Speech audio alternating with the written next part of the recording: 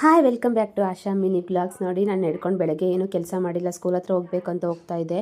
Exchange ಮಾಡ್ಕೊಂಬರ್ಬೇಕಾಗಿತ್ತು dress, ಅದಕ್ಕೋಸ್ಕರ ಹೋಗ್ತಿದ್ದೆ. ಅಲ್ಲಿ ನೋಡಿದ್ರೆ ಫ್ರೈಡೇ ಬನ್ನಿ ಅಂದರು. ಅದನ್ನೇ ನೆನ್ನೆ ಹೇಳಿದ್ರೆ ನಾವು ಬರೋ ತಪ್ತಿತ್ತಲ್ವ, ನೋಡಿದೆ ಎರಡೆರಡು ಕೆಲಸ ಆಗೋಯ್ತು. ಅದಕ್ಕೆ ಸರಿ ಬಂದಿದ್ದು ದಾರಿಲಿ ಹಂಗೆ ತರಕಾರಿ ಎಲ್ಲ ತೊಗೊಂಡು ಹೋಗೋಣ ಬಿಡು, ಹೆಂಗೋ ಆಗುತ್ತೆ ಅಂದ್ಬಿಟ್ಟು ಫ್ರೆಶ್ ಆಗಿತ್ತು ಬೆಳಗ್ಗೆ ಅಂದ್ಬಿಟ್ಟು ತರಕಾರಿ ಎಲ್ಲ ತೊಗೊಂಡೆ.